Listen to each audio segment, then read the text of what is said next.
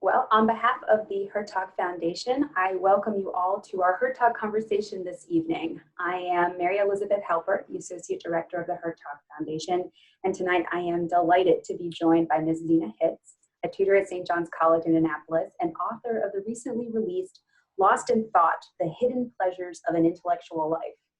In this book, which I believe is currently sold out at Princeton University Press, she meditates on the characteristics of intellectual life by drawing on a rich and diverse cast of human beings who have lived such a life.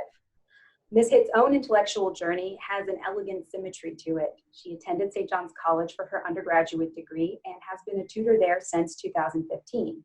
In between, she studied classics and philosophy at Cambridge and University of Chicago before completing her PhD at Princeton. She then taught at a number of universities and spent several years living and working at the Madonna House Apostolate before returning to St. John's. But as she demonstrates in her book and in many of her essays, these formal elements of education are only part of the story. An important part of intellectual formation occurs in shared inquiry with friends and fellow travelers outside the classroom and campus. And it is my humble hope that our conversation tonight will aspire to just such a shared inquiry. Alas, for our audience, I suspect that many of you have not yet had the opportunity to read this wonderful book. So tonight, Ms. Hitz, we're going to be taking your article from Modern Age, Why Intellectual Works Matters, as our common ground. Some of our fellows have prepared questions for you about that essay, and we'll hear from them soon. But I also invite our audience, all of our audience, to formulate and submit their own questions using the Q&A feature in the Zoom window.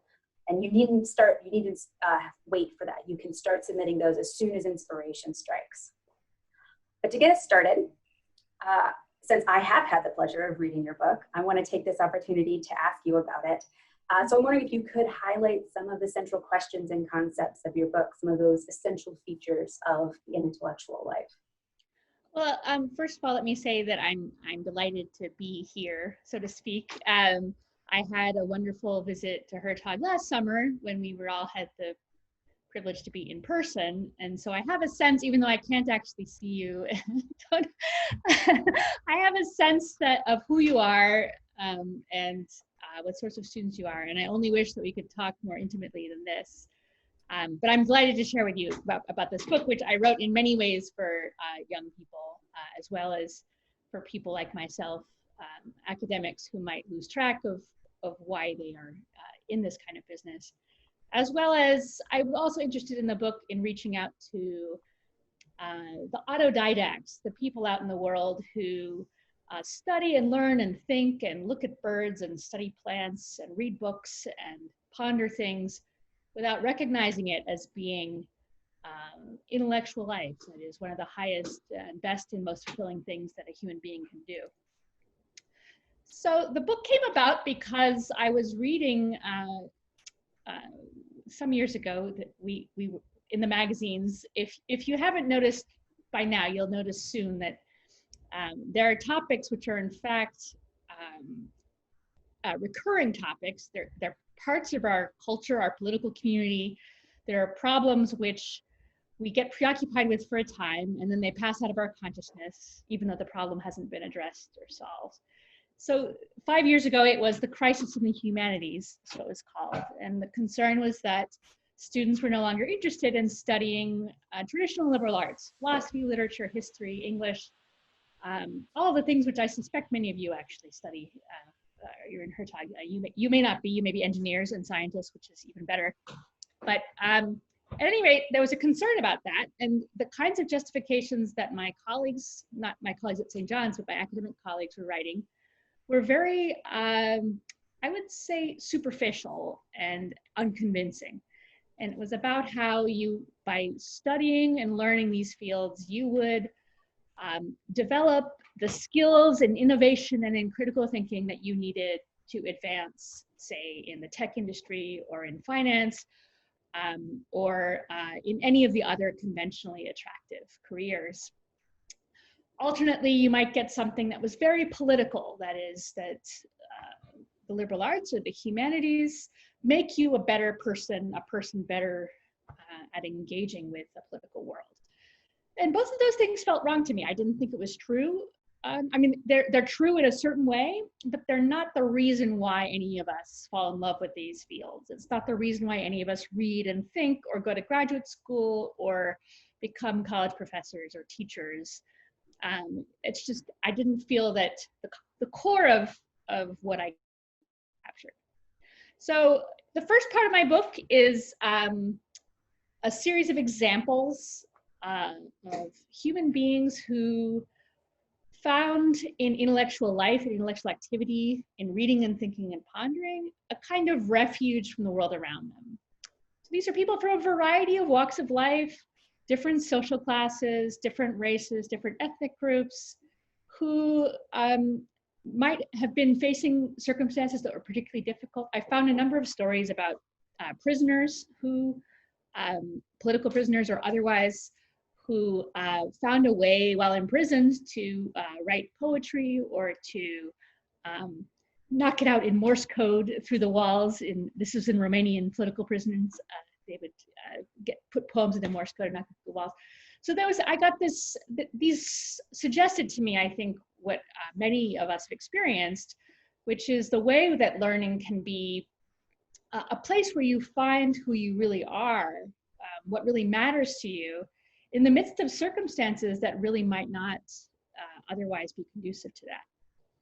So I have this part at the beginning. I talk about intellectual life as a refuge from the world, as a source of dignity, as a way of forming deep connections with one another, forming particular kinds of friendship that go beyond just people being useful for one reason or another. Then I have to face some difficult questions because it's very idealistic, it's very inspiring, I think, these stories, but there are other aspects of intellectual life that are very familiar that it doesn't address. For instance, I don't know how many of you have read Flannery O'Connor's stories, but there's always a character who's grown up in a small town, gone away to college, they come back and they just view everything with utter contempt, okay? Or you know, the intellectual person who always is interrupting you and telling you exactly what you should be thinking about X, Y, or Z. They usually use the word actually. That's kind of the, you know, actually, I do it myself. I have to catch myself. Actually, no, such and such a topic, you should think the following. So intellectual life can be corrupted by ambition, by competition, by a desire for status and for standing. In fact, it's very natural that it do that, since it's academic life is traditionally one of the major routes of social mobility. It's how you might work your way out of humble circumstances and into better ones. So I look at that for a bit, the sense in which we're corrupted, and then I took two stories of how, one from literature and one from history, more or less, stories of people who began that way in intellectual life and found their way into something more authentic and rich. And it was my hope that way to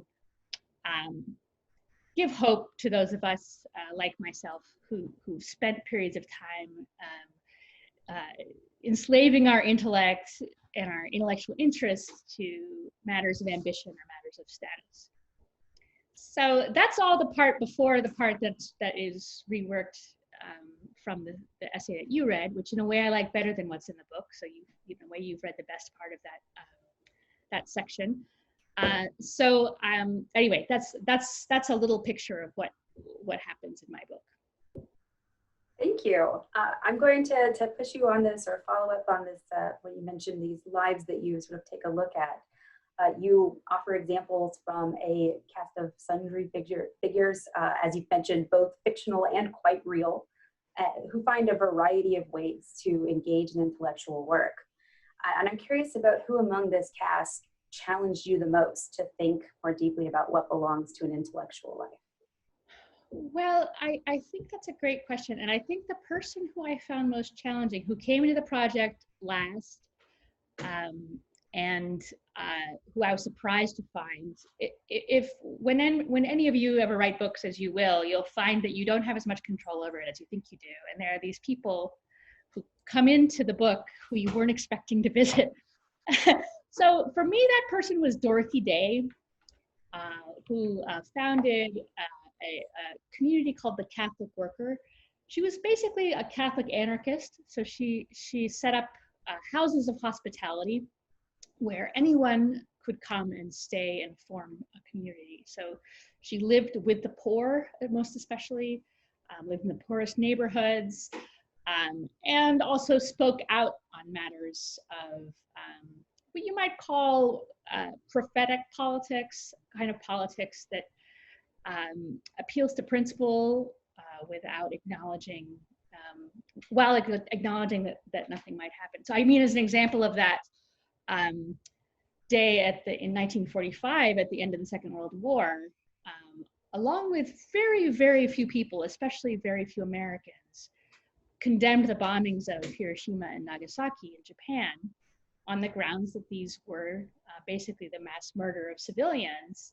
Now that at the time, you can imagine if the US has just fought this bloody, terrible war against people who are self-evidently agents of evil and destruction, you can see how that point of view would not be particularly popular. And you could also see how it wouldn't have much chance, this Catholic activist lady who lives with the poor speaking out against the atom bomb is not going to stop the American nuclear project in its tracks.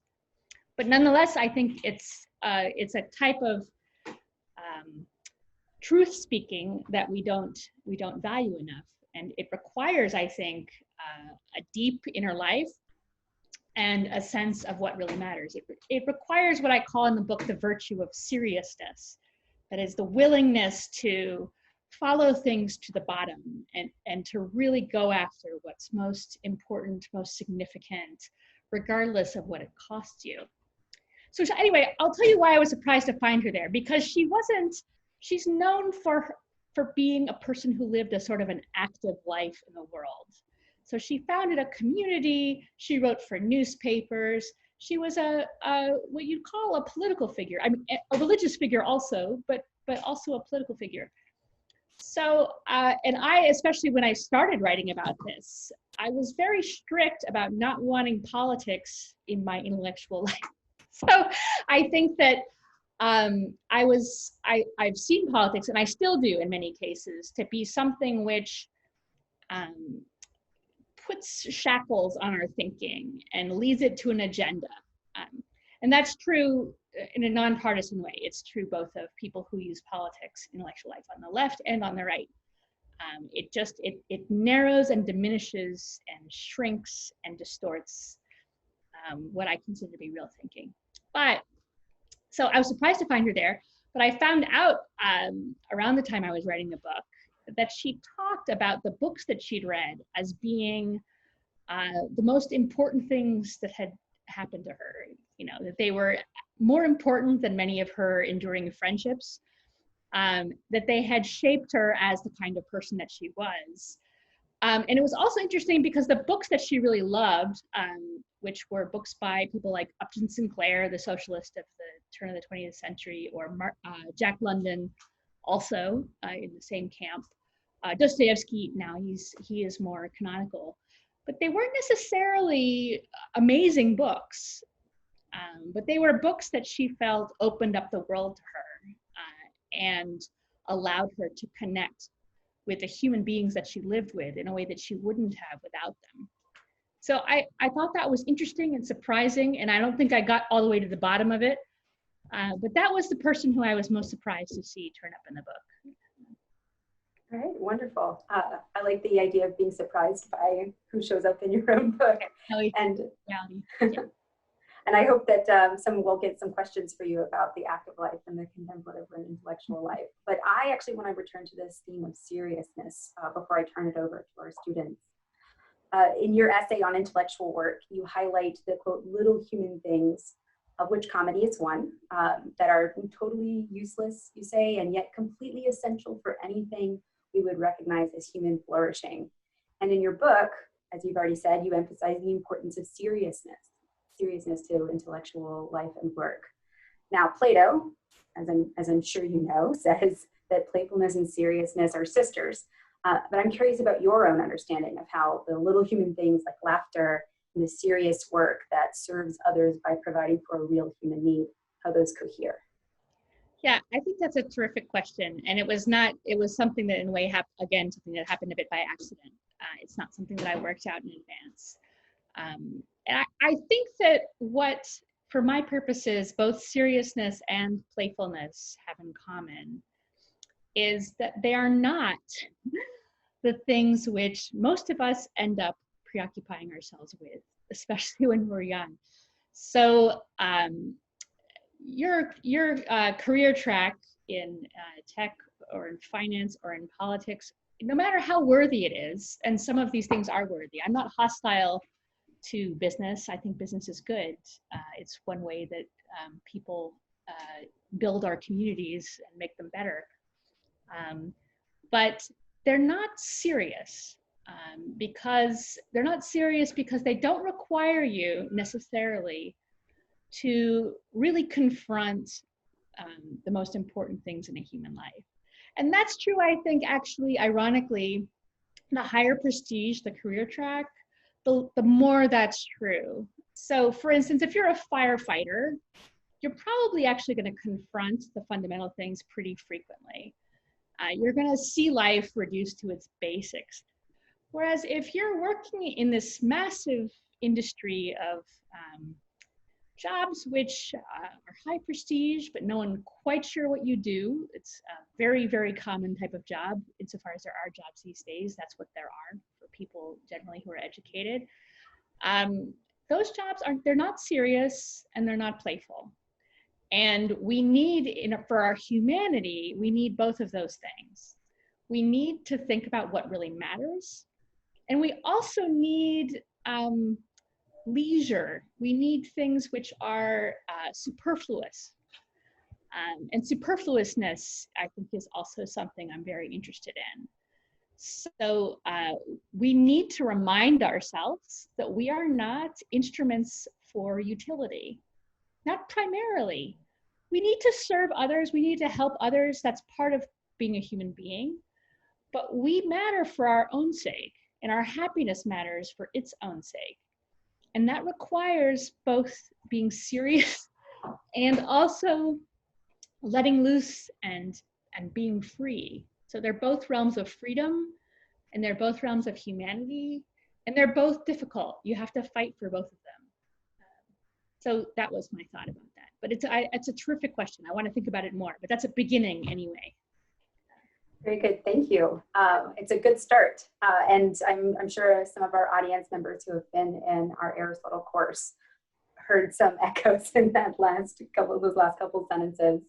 But I am going to yield the rest of my questions so that we can get some students here to ask you some questions. And our first questioner is Laura Murray, and she is from the University of Colorado, Boulder. And I'm sure she'll be joining us soon. There she is. Go ahead, Laura. Hello.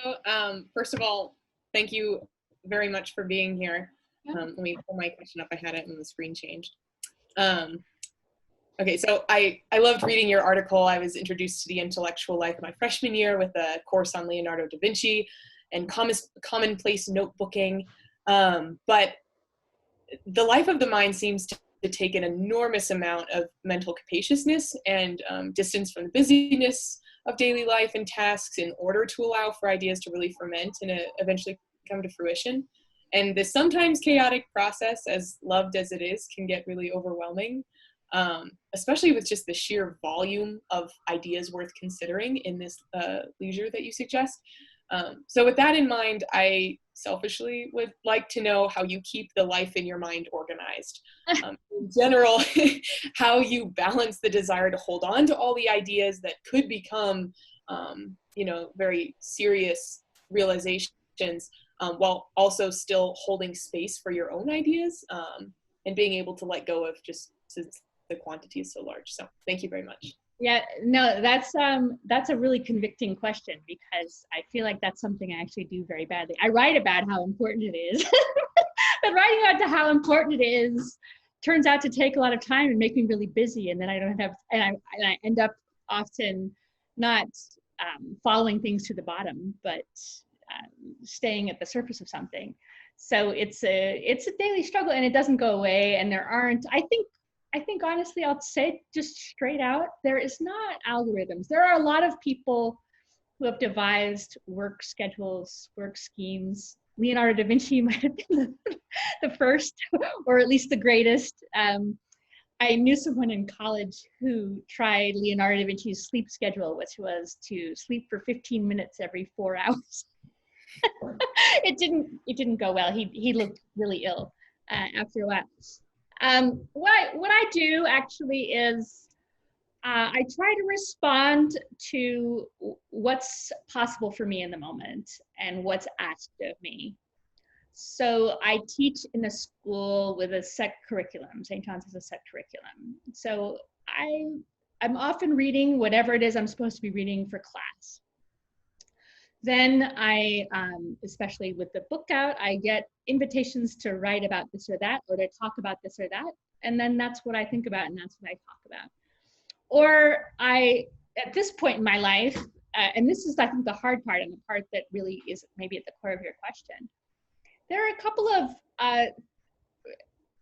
intellectual activities or projects which they're very open-ended and they're very serious and they require a lot of concentration. And I don't necessarily know what's going to happen with them. They're not for students, they're not for readers, they're for me, and what comes of them later, I don't really know. And I have to really fight to keep space for that open. So one book which many of you may know, there's a book that's a bit more of a handbook than mine is called The Intellectual Life by Sertalange, a French Dominican priest. It's very, kind of old-fashioned, to be a little patient with it sometimes, but he says 2 hours a day is enough. So, if you carve out 2 hours a day for some project that's yours, that's his suggestion. I've never succeeded, but I offer it to you as a possibility.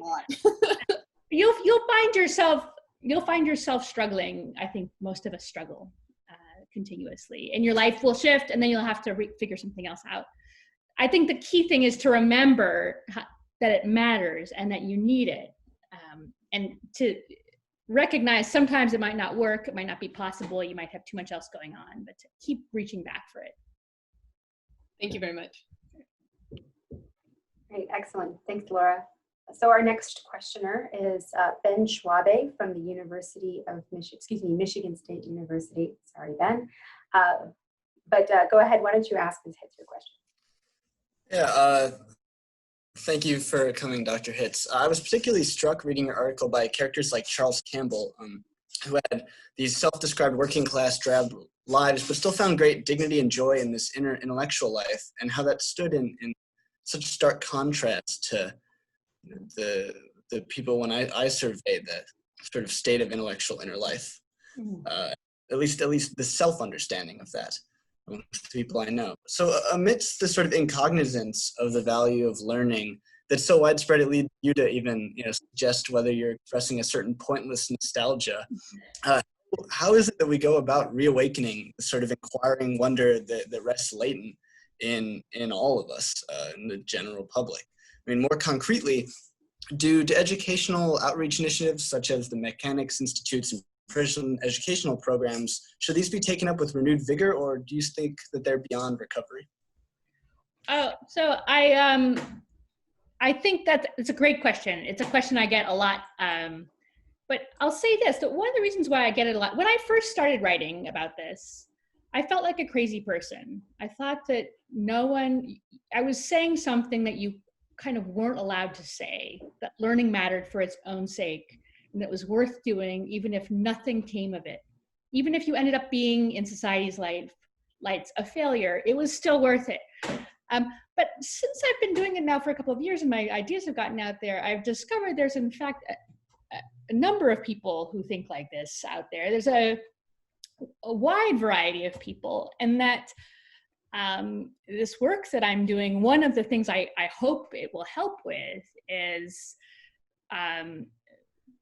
getting some conversation going about thinking of learning this way. What does it mean, and how can it be implemented better and not just in colleges and universities, but in what I would call grassroots institutions like the Mechanics Institute or prison education programs.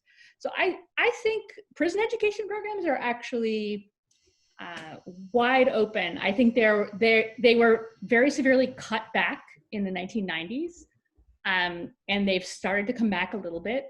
But the prisons, there are millions of Americans in prison, as many of you may know, and they are full of people who have very, very restricted opportunity to learn. So I think that's a terrific route.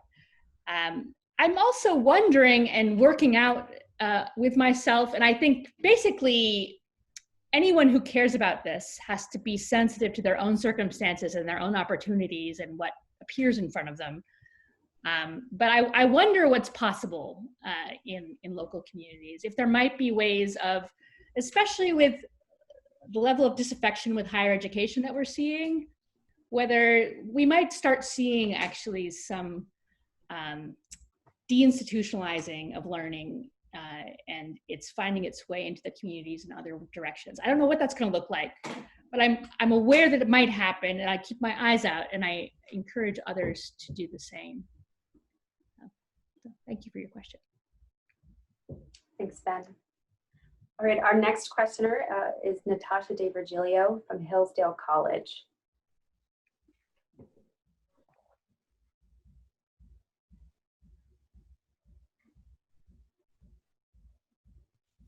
Okay, I think I got it. Hi, thank you so much for coming to speak with us. My question is, in your essay on intellectual work, you state that academics who have good intentions can too easily find themselves caught up in absurd media stunts in their effort to make a difference. Today, especially on social media, keeping silent on social and political issues is often tantamount to making a statement. There seems to be no neutrality. With your caution against the risk of shallow activism in mind, is there a way to choose to engage with contemporary issues of this sort while still honoring the independent value of intellectual work? Okay, so that's another terrific question, and something I think about a lot. And I think you're right that we are seeing right now, it's in a way devastating on a number of levels. We had this grotesque murder, which was publicized. It was done by an agent of the government. Which shocked, I think, most of us, not all of us. And then the question, so there's a desire to respond, which is a good desire. And I think many people who are responding are trying to do so in a way that's sincere.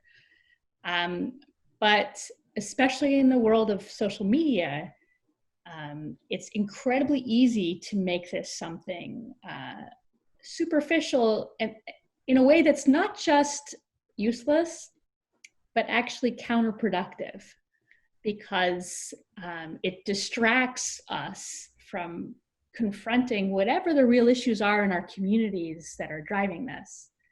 And the difficult work in something like race relations is face-to-face conversation with the people in your community who either feel themselves to be the victims of racist oppression or who really are the victims of that oppression, and figuring out what practical solutions, concrete solutions might actually make things better. That's an extremely difficult thing to do. And I think that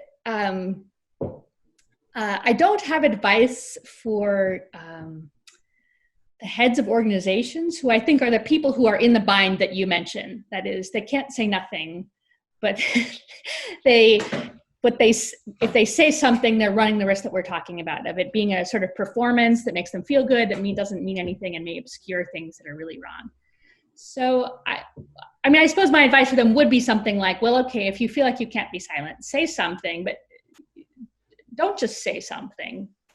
Go into your community and talk to people and figure out what if anything can be addressed, and address it in a direct, personal way, not with a 5-point program, not with a task force, not with all these things which I think rightly make us all cynical, because you guys are young, but I've seen this happen my whole life.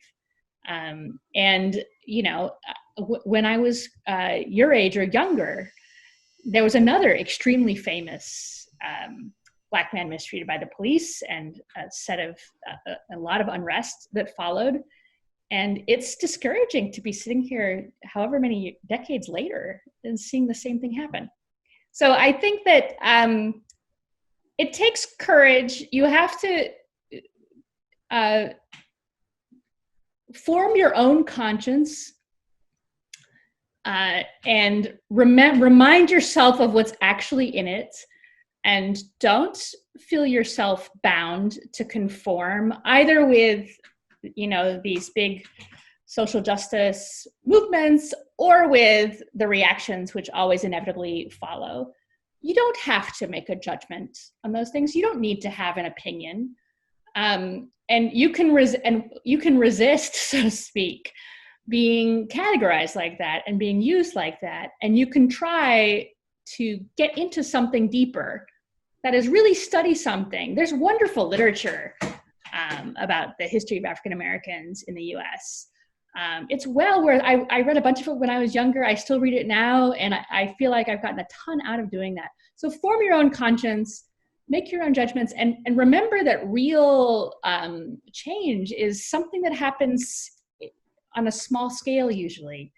And you're gonna have to, it's gonna be nitty gritty and uncomfortable and difficult. And if it feels too great, it maybe isn't really the right thing to be doing. Anyway, that's my thought. Yeah, I mean, this is something we're all struggling with right now. So thanks for asking. Thank you. Thanks, Natasha. All right, our next questioner is Neco Donohue from American University. Hi. Hi, thank you for coming to speak with us. Sure. So my question kind of relates to something you had just started to touch on in answering Ben's question. And so basically, I'm wondering, in your essay, you write that the intellect has no limit to its subject matter, and it reaches greedily for the whole of everything. And that seems in tension with frequently heard claims about the role that lived experience plays in comprehending certain phenomena. So could you clarify this for me? Do you think that fundamental and human questions hinge on particular lived experiences and identities?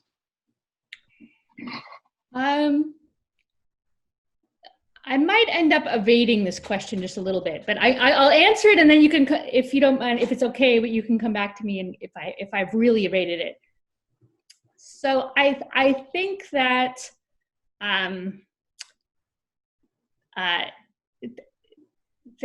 there's dangers in both directions. So there's a danger in treating the particular experience as being somehow all there is to be known. And then there's also, I think, a danger of thinking that the truest things are the most universal, the most abstract, the most removed, the most general. I'm a big fan, and it's in the essay, and it's especially in my book, of there being something like the nature of a human being that we inquire into when we read great literature, philosophy. I think literature and philosophy and history don't actually make sense if we don't have a bond with the people that we're reading about. And I think that there are universal truths and universal wisdom that we can learn from reading things from a variety of backgrounds. So in that sense, I lean towards the universal. But I also, I don't think that, and I've been trying to work out for myself exactly how this works, but I don't think that erases, so to speak, the experience of the individual. So when I read, for instance, one of the books I love is the autobiography of Malcolm X. I think it's just terrific. I love this book. It's not read much anymore. It's wonderful. He's an incredible human being. You can disagree with him. He says stuff that's off color, but he's an extraordinary person and a lover of truth.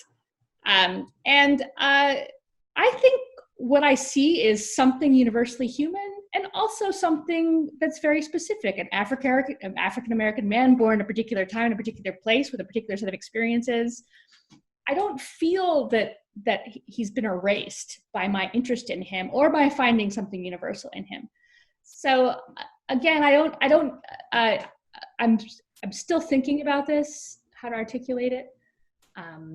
But I think that there should be room for everything in my vision of the intellectual life. There should be room for literature which witnesses to a very particular set of experiences, but also points us to something human and universal.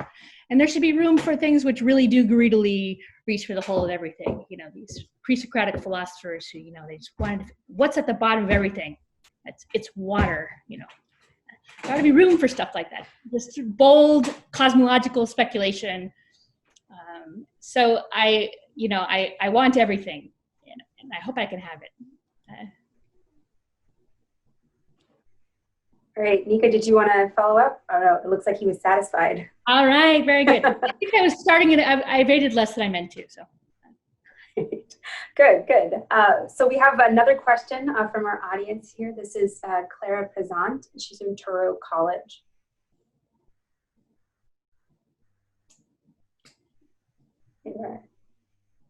Hi, Clara. You look very angelic, but we can't hear you. I've forgotten all my Zoom etiquette. Is that better? Yes, perfect. Yes. Okay. So I really enjoyed the way you want to purify intellectual work by separating it from its practical pursuits. But in modeling higher education after that, I think it could exclude a lot of people who don't have the same financial means.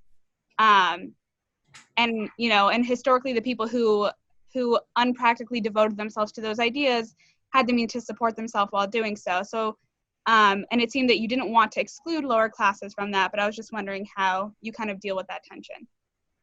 Well, I think that there's two different issues in your question, and one is about higher education, which I think I think the question for higher education is a bit different than the human end of the question.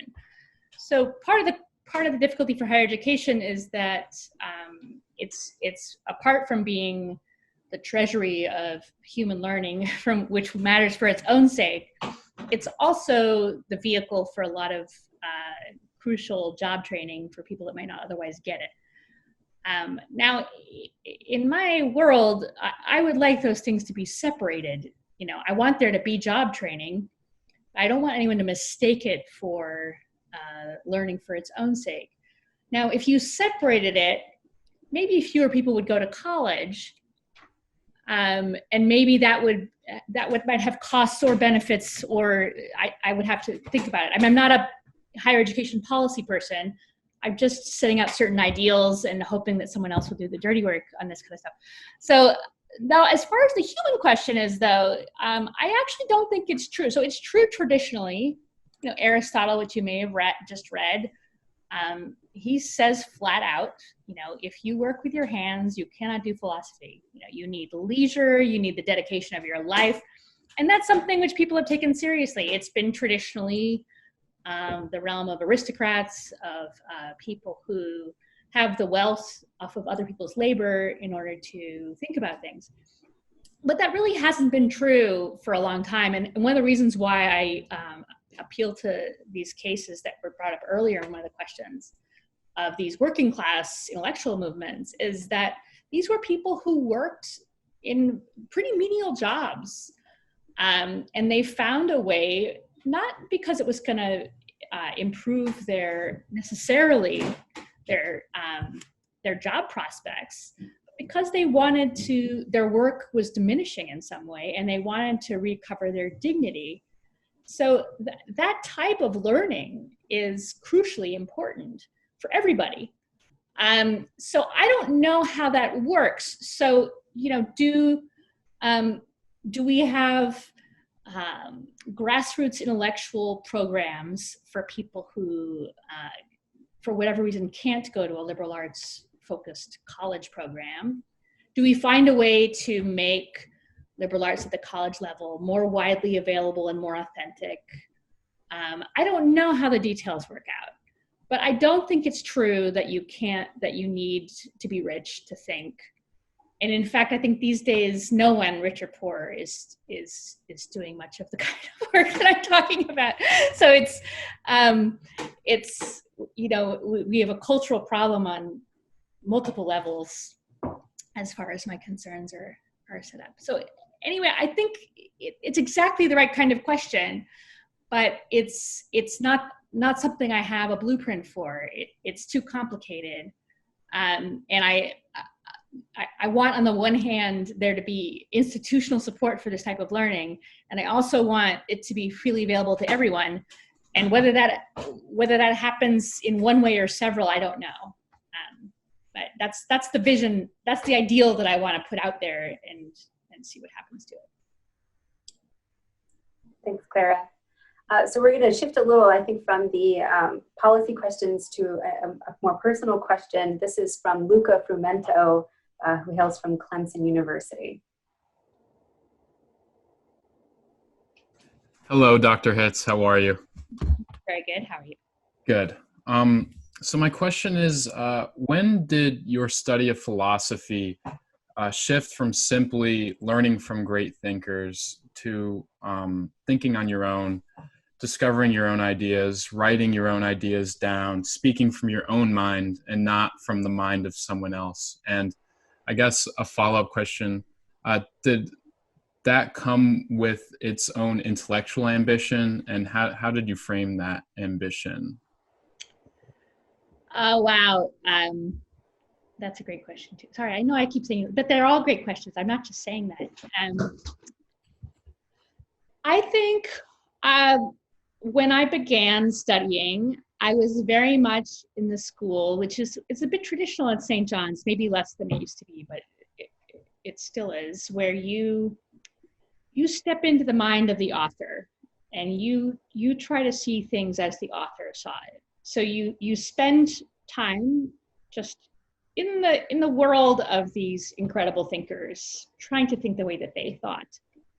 When you do that, you have to set aside your own thinking about, to some extent, about what's true. Now you can integrate it to some extent. You want to go back and forth between understanding what this other person thinks and thinking about whether or not it's true, just as you would in a regular conversation with a living person. That is, you wouldn't just listen, you would also think about what they were saying and ask yourself whether it was true. So to some extent, you can do that from the beginning, but for me, it was actually a pretty dramatic shift. So I spent some years really just thinking about Plato and Aristotle and reading their books and treating them as true without really permitting myself full liberty to ask tough questions about it. And it actually happened, I was in graduate school some years in, and I read someone's work that really was very serious and academic, but yet bore on a central sort of life question. And I was very moved and inspired, and I thought, well, this is what we should be doing. We should be thinking about what's true and not just what other people used to think. And then I sort of waffled back and forth for a while, and it wasn't really until 5 years ago, so until I was already more or less middle-aged, that I actually just started to write with some freedom about what I thought. And to appeal to the books I'd read over a period of time. So I think people might do it in different ways. I think for me, it was very helpful to have a formation period where you're just steeped in really brilliant people and really incredible books. And not maybe stacking in some experience, some lived experience before, because I do think that lived experience, even if it might be abused as a source of truth, it is a source of truth and a source of wisdom. And you want to have enough going in that you can do that. So anyway, there's not a pat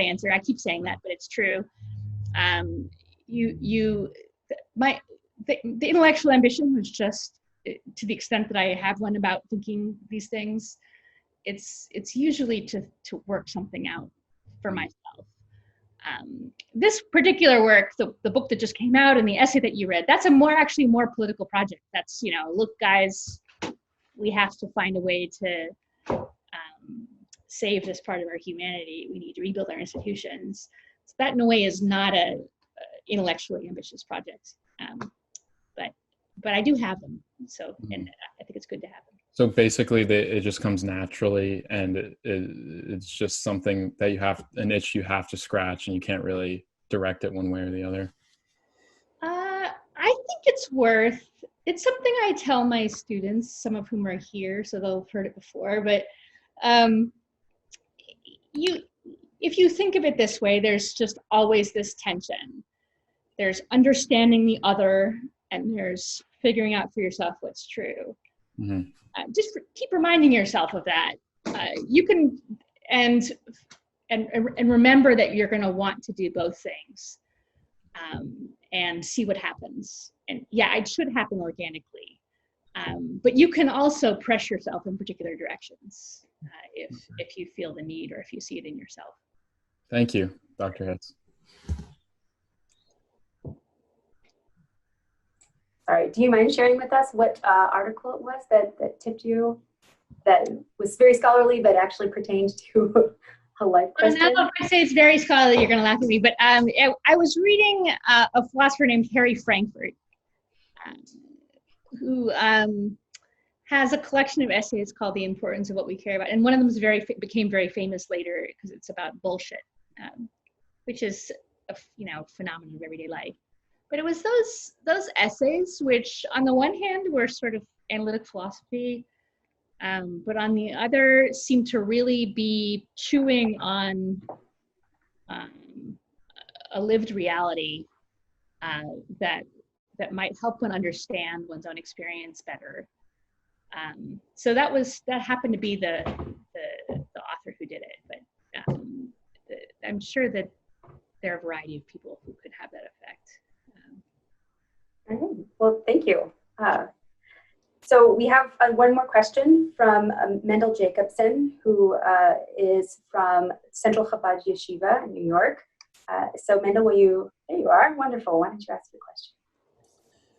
Dr. Hitz, you discussed earlier in your remarks about viewing human beings, individuals, as ends and not as means to achieve certain things. What does that mean practically? I mean, don't we all sort of live as means to certain ends, whether it's just the basic form of trying to have a pleasurable life and a meaningful life? Isn't that an end? It sounds like a sort of meditative experience, like just experiencing sensations as they are. I wonder what you mean by that. I think, so I started writing about it before I knew quite what it meant, and I'm still chewing over what it means, but I think one of the things that it means is you're doing something that you do for your own development is done for you as its own. So if for instance, so let's think about some simple examples. Okay, going for a hike in the wilderness or a walk in the country. Now, that's not really useful. It's not even calling it pleasant. I think we talk about pleasure sometimes as the end for which certain things are means, but I think we're usually covering over a lot of subtlety in the things that we're pursuing when we do that. So, because the pleasure of walking in the woods is very, very different from the pleasure of partying with your friends or eating a piece of chocolate cake or any of the other things that might be pleasant. So it's something which, it's a question of being a certain kind of person rather than doing something. That's another model I've tried to use. So if I am seeking wisdom, say, that's something which makes me into a different kind of person. A wise person is just a different kind of human being than a foolish person. And it's not that wisdom might help me navigate certain life challenges, but it might not. There's something splendid in a wise person. We love reading about wise people. We love talking to wise people. So I think that's one way I've tried to approach it, is thinking about what kind of human being do you want to be, as opposed to trying to affect the state of affairs or bring something into the world, right? So it's extremely difficult, and if you're very good at philosophy, which you might be, you can find counterexamples to any scheme. But that's my best attempt at the moment. You can come back at me if you want. I think that makes sense. I think I understand your point. Well, thanks, Mendel. So I am actually going to then exercise my prerogative as moderator and ask you the last question. And I'm going to ask you for some advice, or to share some advice with our students. In the final chapter of your book, final chapter proper, you expand on the theme of activism that you mentioned in your essay, tying it to what you call our opinionized universities. And I love this image, chocolate box assortments of viewpoints. And there you address yourself quite frequently to your peers, those responsible for carrying the torch of genuine education at these institutions. But I wonder what you would say to our fellows here, many of whom are either still pursuing their undergraduate career at these institutions or soon to be in graduate school. And I wondered what you would say to them about how to counterbalance this character of higher education. So I feel like that's quite closely connected to the question that I got earlier about what to do when you feel like you're in a situation where you either have to be silent is communicating, and saying something is not communicating. So I think basically the difficulty, which it's definitely true for people who are undergraduates or graduate students, but it's also true for faculty members and frankly the members of almost any community these days. You feel yourself to be under extraordinary pressure to choose one group or the other, to ally yourself with one group or another. Or this is something which I did for years, and to some extent I still do it. There's even a reaction to that. You're like, well, I don't want to be this type, I don't want to be this type. I'm going to be this extremely idiosyncratic type in which I'll mix this and this. Okay, that's a similar kind of thing. You're still in the chocolate box, right? You're not really being free and leaving these kinds of questions behind. So I think the advice is this.